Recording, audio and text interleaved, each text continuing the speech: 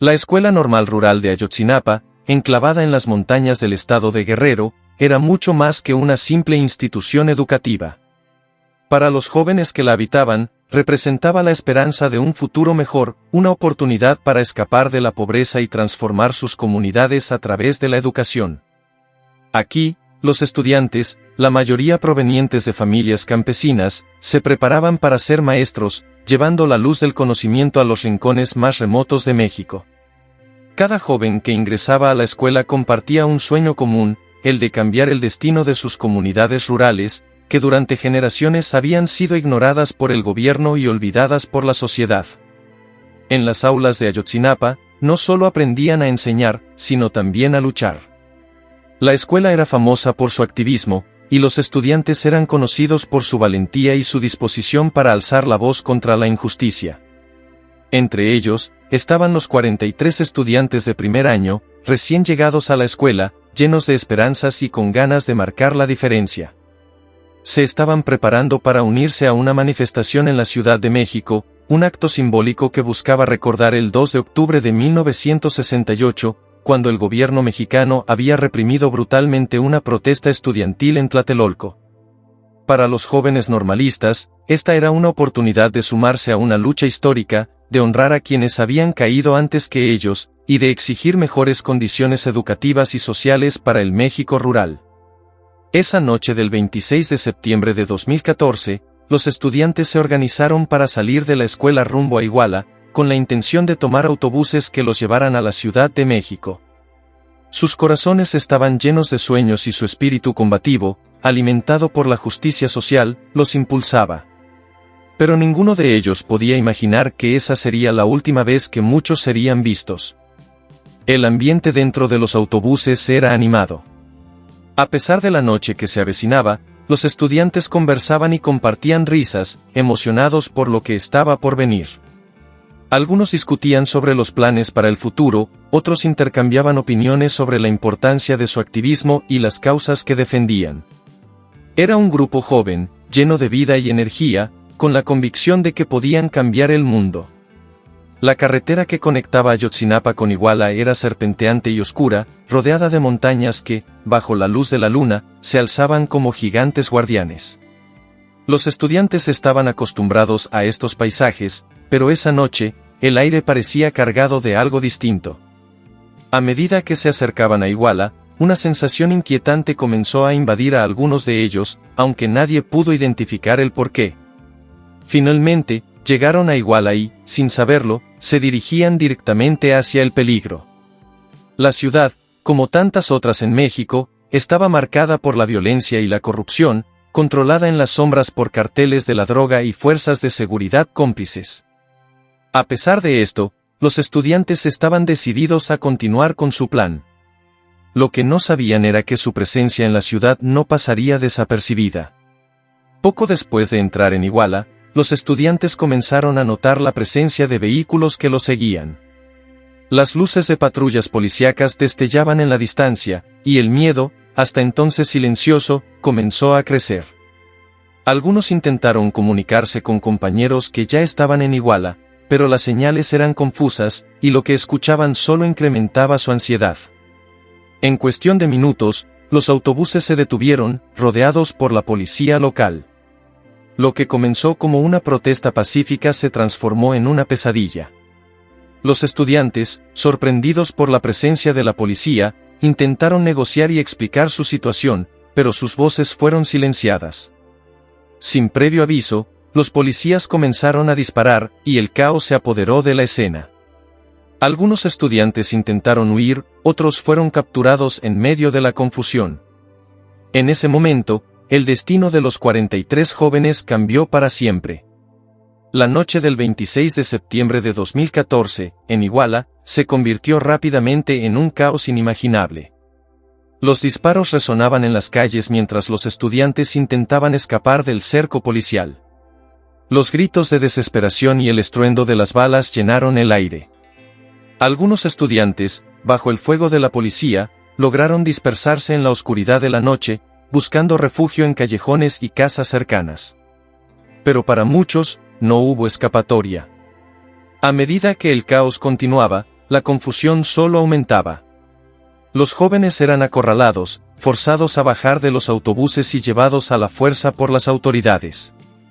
La noche, que al principio estaba llena de esperanza y lucha, se tornaba sombría y aterradora. Uno a uno, los estudiantes fueron desapareciendo, llevados en camionetas policiales, alejándose de las luces de la ciudad, hacia un destino incierto. Entre los sobrevivientes, los testimonios eran fragmentados y aterradores.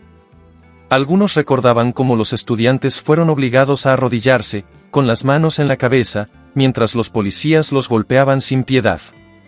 Otros describían cómo fueron subidos en vehículos sin identificación, y luego no supieron más de sus compañeros. Nadie sabía exactamente cuántos habían sido llevados, cuántos lograron escapar o si alguno de ellos volvería a ser visto con vida. Horas después, el caos se extendió por Iguala. Algunos cuerpos comenzaron a aparecer en las calles, víctimas de los disparos indiscriminados. Los estudiantes que lograron escapar comenzaron a buscar a sus compañeros, pero la desesperación se apoderaba de ellos. Llamaron a familiares, a sus maestros, a cualquier persona que pudiera ayudarles a entender lo que estaba ocurriendo. Pero las respuestas eran escasas, y el miedo a lo peor comenzaba a crecer. Mientras tanto, las autoridades locales emitían comunicados vagos, minimizando los eventos de la noche. Decían que habían controlado una situación de disturbio y que la policía solo había respondido a una provocación. Sin embargo, los sobrevivientes sabían que esa no era la verdad. Sabían que sus compañeros habían sido tomados por la fuerza y que algo mucho más oscuro estaba ocurriendo. Pero, en ese momento, no podían imaginar hasta qué punto se extendería el horror de esa noche. La noticia del ataque comenzó a difundirse rápidamente por las redes sociales y los medios de comunicación locales. Las familias, al enterarse de lo sucedido, se trasladaron a Iguala desesperadas por saber qué había pasado con sus hijos. Pero las autoridades no ofrecían respuestas claras. Las horas pasaban, y los rumores sobre desapariciones masivas comenzaron a cobrar fuerza. El miedo se transformó en indignación. Los padres de los desaparecidos exigían explicaciones, pero la respuesta oficial fue el silencio. Así comenzó una de las búsquedas más desgarradoras en la historia moderna de México, una búsqueda que, hasta el día de hoy, no ha tenido un final claro. Con la desaparición de los 43 estudiantes en Iguala, el país se estremeció. Las imágenes de los autobuses baleados y los testimonios de los sobrevivientes comenzaron a circular en los medios, mientras que las familias de los desaparecidos exigían respuestas. Pero, en lugar de claridad, lo que encontraron fue una nube de incertidumbre y versiones contradictorias por parte del gobierno. El gobierno mexicano, liderado en ese momento por el presidente Enrique Peña Nieto, emitió comunicados en los días posteriores, prometiendo una investigación exhaustiva. Sin embargo, desde el principio, las familias y los activistas denunciaron irregularidades en la investigación. Parecía que las autoridades locales, e incluso federales, estaban más interesadas en encubrir lo ocurrido que en encontrar la verdad. La indignación comenzó a crecer no solo en Guerrero, sino en todo el país. Protestas masivas estallaron en la Ciudad de México, Acapulco y otras ciudades importantes. Las marchas exigían la presentación con vida de los estudiantes desaparecidos y justicia para las víctimas de esa noche. Vivos se los llevaron, vivos los queremos, se convirtió en el grito de guerra de las familias y simpatizantes. Las calles se llenaron de pancartas con los rostros de los 43 jóvenes, sus miradas serias ahora convertidas en símbolos de una lucha que trascendía a Ayotzinapa. El gobierno, incapaz de ofrecer respuestas claras, comenzó a perder el control de la narrativa. Las primeras investigaciones oficiales sugerían que los estudiantes habían sido entregados a un cartel de narcotráfico local, Guerreros Unidos, quienes supuestamente los habrían asesinado y quemado sus cuerpos en un basurero cercano. Esta versión, conocida como la verdad histórica, fue duramente criticada por especialistas y defensores de derechos humanos, quienes la consideraron insuficiente y plagada de inconsistencias. Mientras tanto, las familias de los estudiantes continuaban su lucha incansable. Marchaban día tras día, llevando la foto de sus hijos desaparecidos, exigiendo justicia y verdad. Las protestas, que comenzaron siendo locales, se expandieron rápidamente a nivel internacional. En ciudades de todo el mundo, se realizaron manifestaciones en solidaridad con los desaparecidos de Ayotzinapa. El caso ya no era solo un problema mexicano, se había convertido en un símbolo global de la impunidad y la violencia de Estado. El gobierno intentaba calmar las aguas con promesas vacías y medidas a medias. Pero el pueblo ya no confiaba. La desaparición de los 43 estudiantes había expuesto una herida profunda en la sociedad mexicana, la corrupción, la violencia y la falta de justicia que por años habían sido ignoradas ahora estaban bajo el escrutinio mundial. La vida de los padres de los 43 estudiantes desaparecidos cambió para siempre aquella noche en que no recibieron las llamadas de sus hijos. La incertidumbre los consumía, y el miedo a lo peor se intensificaba con cada hora que pasaba. No podían quedarse de brazos cruzados. Desde el primer momento, decidieron emprender su propia búsqueda. Aunque las autoridades les prometieron que harían todo lo posible, los padres sabían que no podían confiar plenamente en ellas. La primera parada fue en Iguala, la ciudad donde sus hijos habían sido vistos por última vez. Las madres y padres se reunieron frente a la estación de policía, exigiendo respuestas, pero solo encontraron puertas cerradas. No importaba cuántas veces tocaran, nadie les dio una explicación clara. Las autoridades locales parecían más interesadas en evadir la responsabilidad que en ayudarlos. Sin perder tiempo, formaron grupos para recorrer los alrededores de Iguala. Se internaron en los cerros, buscaron en cuevas y basureros, con la esperanza de encontrar alguna pista que los condujera a sus hijos. Las lágrimas se mezclaban con la determinación. Cada día que pasaba sin noticias era una agonía, pero también reforzaba su convicción de seguir adelante. El sufrimiento de los padres resonaba en todo el país. Las imágenes de sus rostros angustiados y sus gritos de desesperación en las protestas comenzaron a aparecer en los medios nacionales e internacionales. Cada entrevista con ellos era desgarradora, y sus palabras denunciaban la indiferencia del gobierno. No importaba cuánto dolor sintieran, ellos no podían detenerse. Sus hijos no estaban muertos para ellos, seguían vivos en su corazón, y la única opción era encontrarlos. Conforme avanzaban los días, la frustración crecía. La falta de acción y de respuestas claras por parte del gobierno alimentaba la sospecha de que había algo mucho más profundo detrás de la desaparición de los 43. Los padres se reunieron con funcionarios de alto nivel, incluyendo al presidente Enrique Peña Nieto, pero salieron de esos encuentros con más preguntas que respuestas. El sentimiento de abandono por parte del Estado se hacía cada vez más evidente. La búsqueda de sus hijos se había transformado en una misión personal para cada padre. No solo buscaban la verdad, sino también justicia. No descansarían hasta que cada uno de los 43 jóvenes estuviera de vuelta en casa o, al menos, hasta saber qué había pasado realmente aquella fatídica noche en Iguala. A medida que la búsqueda continuaba, las familias comenzaron a encontrar aliados en su lucha. Organizaciones de derechos humanos, periodistas independientes y académicos se unieron a la causa, poniendo presión sobre el gobierno mexicano y sus instituciones. Mientras las autoridades locales seguían manteniendo la versión de la verdad histórica, nuevos informes y testimonios comenzaban a surgir, desafiando la narrativa oficial. Investigadores internacionales, como el Grupo Interdisciplinario de Expertos Independientes, GIEI, fueron llamados a revisar el caso, y rápidamente señalaron las fallas en la investigación original. La conclusión de que los cuerpos de los estudiantes habían sido incinerados en un basurero era científicamente insostenible. Además, había pruebas claras de que las autoridades habían manipulado y destruido evidencia clave.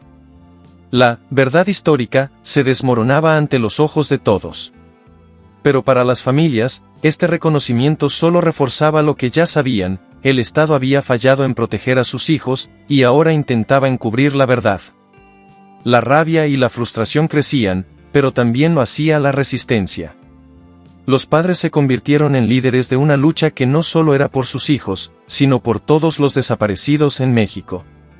Ayotzinapa ya no era solo un caso aislado, era un símbolo de una nación herida, donde la justicia era inalcanzable para las familias de las víctimas. Las marchas y protestas se intensificaron, y cada vez más personas se unían al grito de «justicia». Ayotzinapa se convirtió en un movimiento. Los rostros de los 43 estudiantes desaparecidos se alzaban en carteles, camisetas y murales, como recordatorio constante de la impunidad que reinaba en el país. Este caso, que inicialmente parecía destinado a ser olvidado, ahora ocupaba un lugar central en la conciencia colectiva de México. La lucha de los padres de Ayotzinapa trascendió fronteras, con apoyo internacional que exigía una investigación real y castigo a los responsables. El legado de estos jóvenes, aunque aún envuelto en dolor e incertidumbre, había cambiado para siempre el panorama de la lucha por los derechos humanos en México. Con la presión de los medios y de la comunidad internacional, surgieron nuevas pruebas que sacudieron el caso de Ayotzinapa hasta su núcleo. Documentos filtrados y declaraciones de testigos protegidos comenzaron a pintar una imagen aterradora de lo que realmente había sucedido. Ya no se trataba solo de un grupo de estudiantes atacados por policías locales, la conspiración llegaba a niveles mucho más altos, involucrando a carteles de la droga y a funcionarios del gobierno federal. Los investigadores internacionales, junto con periodistas valientes, lograron desenmascarar una red de corrupción profundamente arraigada que operaba en Iguala y sus alrededores. Los estudiantes se habían convertido en víctimas de una guerra invisible, en la que las autoridades colaboraban con organizaciones criminales, intercambiando favores y protección. Estos lazos corruptos habían permitido que las autoridades locales encubrieran los eventos de la noche en que los 43 desaparecieron. Entre las revelaciones más impactantes, surgieron testimonios que indicaban que los estudiantes nunca fueron llevados a un basurero, como sostenía la versión oficial. En su lugar, fueron trasladados a varias ubicaciones secretas, con algunos informes sugiriendo que un grupo de ellos había sido entregado a miembros del cartel Guerreros Unidos, quienes los habrían mantenido en cautiverio durante varios días. Aunque los detalles aún eran vagos y confusos, quedó claro que las autoridades sabían más de lo que habían revelado y que habían ocultado pruebas clave desde el principio. Para las familias, estas nuevas revelaciones no eran una sorpresa.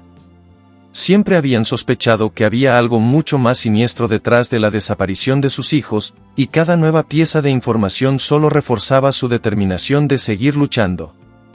Pero ahora, su lucha ya no era solo contra la impunidad local, era contra un sistema profundamente corrupto que protegía a los culpables a nivel nacional. Las manifestaciones crecieron en intensidad y en número.